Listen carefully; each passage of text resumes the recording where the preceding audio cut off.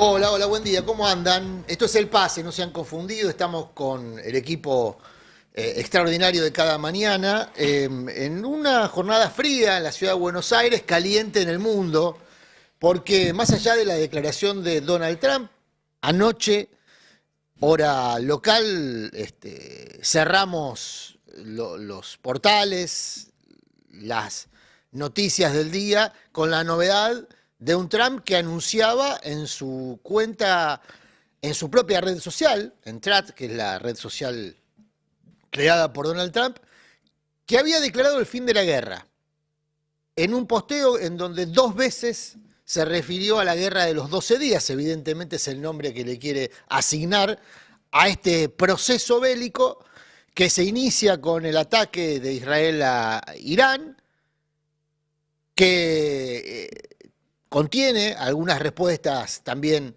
de Irán sobre suelo israelí, con la intervención el fin de semana de Estados Unidos bombardeando bases o aparentemente búnkers donde se estaba enriqueciendo uranio, según difundió Estados Unidos, con fines bélicos. Bueno, ese proceso fue declarado como cerrado por Donald Trump en la madrugada del hemisferio sur.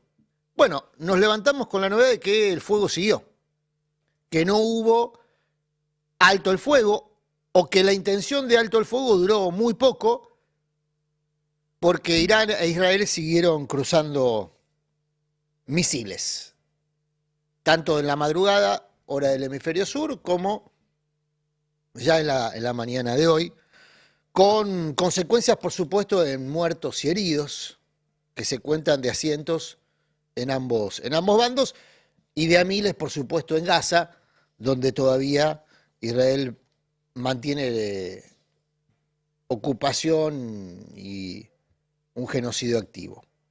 Bueno, esto provocó una reacción de Trump, esta novedad de que su declaración de fin de guerra no fue escuchada, o por lo menos no fue tomada en cuenta o acatada por ambos países, por Israel y por Irán, generó una reacción de Trump que con el tono de los nenes caprichosos se enojó. Dijo, bueno, al final están tan enfrascados en pelearse que no entienden razones.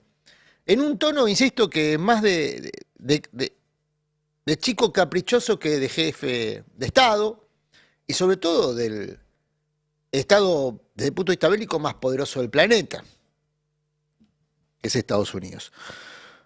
Así están las cosas en el mundo, con una Argentina que, más allá de sus posiciones económicas, de sus posibilidades de infraestructura, incluso de infraestructura militar, en esta contienda ha tomado posición. Y ha tomado la posición de alineamiento. Se alineó con Estados Unidos, se alineó con Israel, lo ha manifestado públicamente el presidente Milei. Y claro, ahora observa, como ya le ha ocurrido otras veces a Milei, observa cómo Trump reprocha a uno de sus aliados, lo critica. Esta situación de alineamiento que lo pone a Milei en tener que elegir eventualmente entre dos amigos que se distancian. Si es que lo de Trump, más allá de un reproche en redes sociales, pasa a otro estadio respecto a Netanyahu y al gobierno israelí. Bueno, son vicisitudes de un gobierno que tiene dificultades para hacer pie en muchos aspectos, no solamente en política exterior. Decía Juan Perón que la verdadera política es la política exterior, que es ahí donde los países obtienen o maximizan sus posibilidades. Bueno, la política exterior de Milei es bastante simple y limitada en términos de opciones. Alineamiento con Estados Unidos, alineamiento con Israel. Eso provee eventualmente una serie de beneficios para el propio Milei y su grupo más cercano, que hace eventualmente algunos negocios muy concretos, negocios de la seguridad, negocios del ciberespionaje, negocios de inteligencia. Hay personajes cada vez más activos en captar los negocios que ofrece el segurismo, la compra de pertrechos de seguridad o pertrechos de defensa. Pero más allá de esos negocios puntuales, no parece haber un beneficio muy atractivo para el país como país, que en definitiva es lo que debiera atender un gobierno, ¿no? Las posibilidades presentes y futuras de un país. Y esto tiene consecuencias naturalmente en el presente, en el bolsillo de millones de argentinos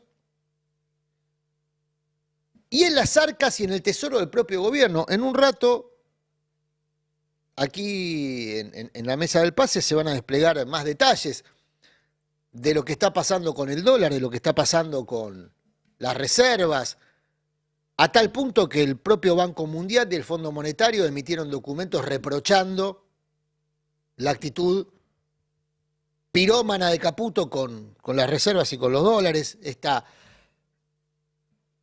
multiplicidad de instrumentos para realizar una timba que genera cada vez más desconfianza. Y este es el dato, me parece, más significativo del presente del gobierno de Javier Milei, que es un gobierno que quema confianza y quema dólares al mismo tiempo. Una consecuencia de la otra, probablemente, pero la desconfianza también se verifica en el pie, en la relación con la sociedad, y eso es muy problemático para un gobierno que está transitando un año electoral, el primer año electoral después de haber asumido. Bueno, vamos a repasar, si les parece, unas placas, una encuesta de Subán Córdoba, donde justamente se hace foco en uno de los aspectos de la confianza que el gobierno le exige a la ciudadanía. El gobierno le exige a la ciudadanía que saque los dólares del colchón y que los ponga al servicio de la timba de Caputo y compañía. Para eso ideó una serie de atractivos, de instrumentos que se supone son estímulos para que las personas desahorren, las personas que tienen ahorros, que como verán en esta placa, son los menos. El 72%, cuando le preguntaron si tenía dólares en el colchón, dijo que no tiene dólares en el colchón. Con lo cual, el mensaje del gobierno es a un grupo muy limitado de personas. Alrededor del 20, 28%, 27% de la población, si uno asume que los que no saben si tienen dólares en el colchón, en realidad prefieren no admitirlo. Pero es un grupo de población muy pequeño. A ese grupo pequeño de la población le habla el gobierno cuando le pide que saque los dólares del colchón. ¿Y qué le responden cuando reciben esa oferta? Bueno, el 45% de los que tienen dólares en el colchón dice, lo voy a seguir ahorrando, guardando. No los voy a sacar del colchón. Y el 12% apenas dice, los voy a ir a blanquear en el banco gracias a las nuevas medidas económicas. Es decir, que apenas un 12% de ese 20% que dice tener dólares en el colchón estaría dispuesto a seguir las propuestas del gobierno. En este universo, tanto en el 20% que tiene dólares en el colchón, como en ese 12%, hay que asumir que están los votantes núcleo duro de Milei. Que si uno se rigiese por este nivel de confianza que manifiestan en una de las políticas que el gobierno ha presentado como vitales para este segundo semestre, la posibilidad de que haya una dolarización endógena con el uso de dólares atesorados. Bueno, si uno se rige por estas placas, el gobierno no genera confianza ni siquiera en los propios. Tampoco genera confianza en aquellos que están ganando buen dinero, con la timba. En un rato Fer Alonso, Can Devoto van a tener más datos sobre lo que está pasando con los dólares, pero los dólares se siguen fugando. El riesgo país sigue creciendo. Las agencias internacionales, las consultoras, que evalúan a la Argentina o a los países como destinos de inversión, le bajan la calificación y le mantienen calificación negativa a la Argentina. Y se supone que gobierna un paladín del neoliberalismo, de la economía de libre mercado, justo al paladar de quienes elaboran ese tipo de informes.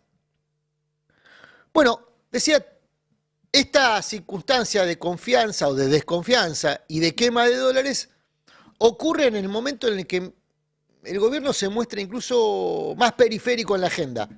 La condena a Cristina, cierta vitalización del peronismo, veremos si esa vitalización, es decir, que muestre signos vitales, deriva en una revitalización.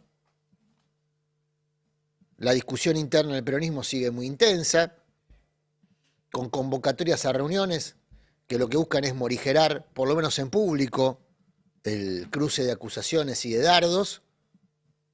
Pero es cierto que el peronismo o el campo popular, el panperonismo, volvió a ocupar la centralidad de la agenda, como suele ocurrir en la política argentina desde hace más de medio siglo, que en general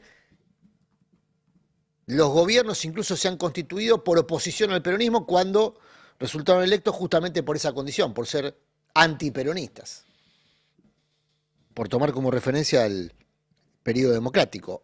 Incluso las dictaduras se conformaron desde el antiperonismo.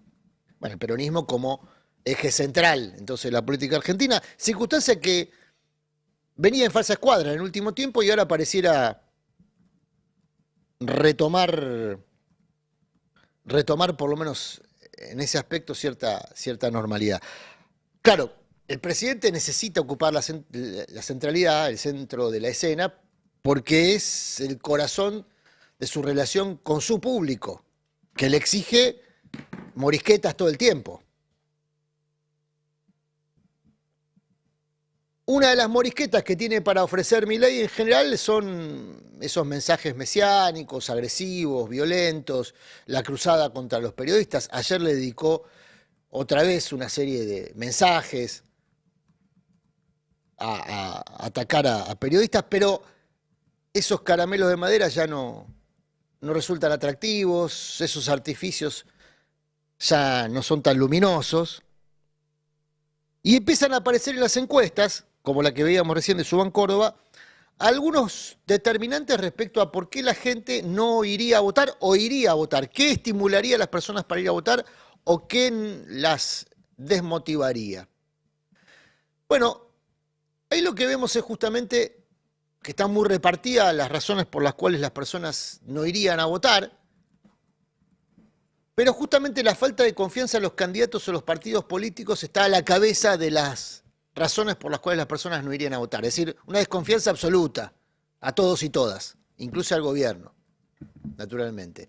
Pero si uno ve el segundo ítem, el del 17.7%, el 25% dice falta de confianza a los candidatos. Si podemos ampliar la placa, así la vemos mejor. Gracias, compañeros. Desconfianza en el sistema electoral. Esto ya pinta más peligroso. Y después, el tercer punto es sensación de que mi voto no genera cambios.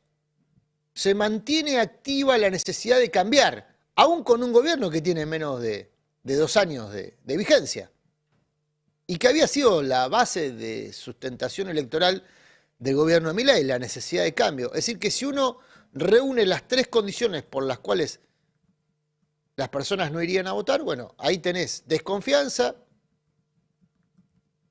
en el sistema, desconfianza en los candidatos y desconfianza en la posibilidad de cambio, de que alguno de ellos represente algún cambio efectivo en el estado de cosas. Estado de cosas que, como mencionábamos en el pase ayer, viene mal desde hace tiempo, cuanto menos desde hace una década, que la Argentina no crece, con todas las consecuencias que eso tiene. ¿Por qué?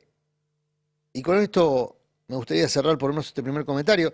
¿Por qué las personas sí se motivarían para ir a votar? Para cerrar con el vaso medio lleno. Bueno, los factores que motivan el 43%, si ampliamos la placa, vemos el detalle, es justamente lo que motiva a las personas a sentir que el voto puede generar un cambio. Otra vez, la necesidad de cambiar. Esto ya pega sobre el gobierno, ¿eh? Porque cuando el electorado manifiesta la necesidad de un cambio, el statu quo es quien gobierna. Bueno, en otro orden, ahí veíamos, con el 17,5%, si me lo acercan, se los agradezco, ahí está, la confianza en los candidatos, gente que manifiesta tener confianza, la importancia del cargo, bueno, es un elemento importante para motivarse para ir a votar, si es presidente, si es diputado. Pero casi la mitad de lo que dice es que si percibe que hay una opción de cambio, se siente estimulado para ir a votar. Bueno, ahí hay un punto, me parece que puede servir como disparador para la conversación. Compañeros, buen día, ¿cómo andan? ¿Qué dice? ¿Cómo va, Me parece Adrián? que eso es la base de la discusión que tienen hoy los partidos políticos que están orejeando candidatos. Sí, vos sabés que cuando vi... ¿Cómo establecer una noción de cambio